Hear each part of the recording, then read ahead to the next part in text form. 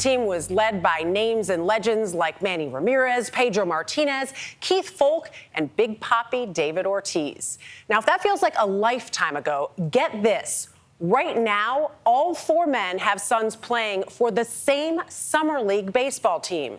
Their home field, just 25 miles south of Boston's Fenway Park. A unique twist on the boys of summer.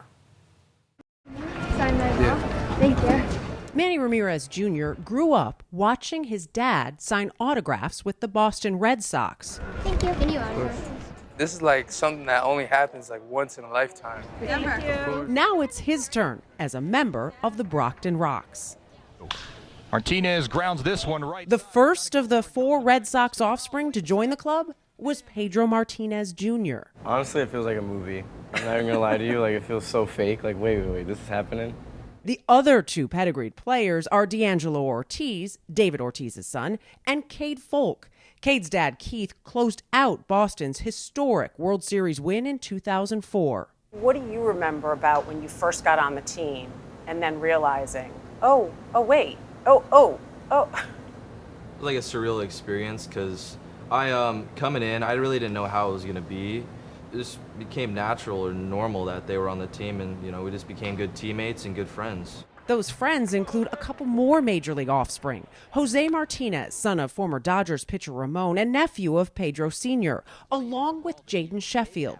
Dad Gary, a 9-time All-Star whose Yankees lost to Boston en route to that 2004 Sox title. I feel like, Jaden, for you, enemy territory over here. I mean, Yankees and Red Sox are not supposed to get along.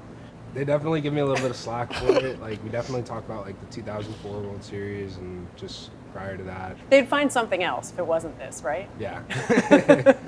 Of course, none of them were actually old enough to have lasting memories of 2004. I was a year old. So I was 11 months old. I mean, from what I've been told, I was just like a bad kid. Like, I remember I used to go into the locker rooms and like lock people out of their phones and like call people and stuff. Like, I think I grabbed Jeter's phone one time and like texted a bunch of people off of his phone. I definitely do remember like the parades and like after they won it. I remember being scared of Mickey Mouse when we went to Disney. What they all remember clearly is realizing that their dad's day jobs were anything but ordinary.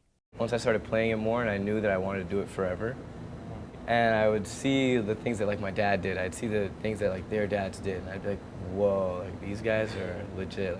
Jose, what is the best thing about having a dad who has been a major league player? The knowledge that it comes with. He just knows exactly the right steps to take, what I gotta do, and he's just a great partner. What's the hardest thing? The expectations. The expectations is to a whole different level. Like, especially me, I'm a pitcher, and both my uncle and my dad are pitchers. How do you not let the expectations that others have become your expectation? Well, I just go into every game with no expectations. Just go out there and let my talent do what it does, and I just go out there and play. I try to just be the best I can be, not try to be like anybody else, not try to do something that someone else did. Like, I'm gonna be the first me. Martinez Jr. says that's actually some of the advice his dad has given him. So we're gonna get it out and let's get it inside. All of the dads spending time around the Brockton Rocks this season. This is what you do when you're a has-been. You come out here and push dirt around. When we visited, Keith Foulke was giving the grounds crew a hand. How has it been for you to help groom not just your son, but some of your former teammates' sons as well? Yeah, it's been incredible.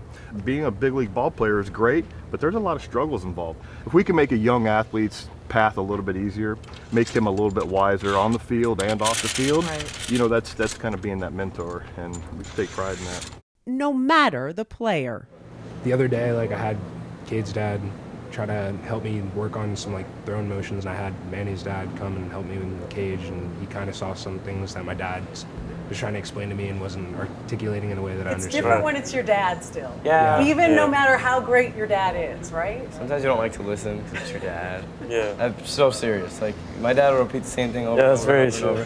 Yeah, he knows that. Like, and like you'll get like mad. His dad or like Manny or David or even his dad will like say it, and I'll be like, oh, you're right. And like you don't want to admit that like your dad was right. Yeah.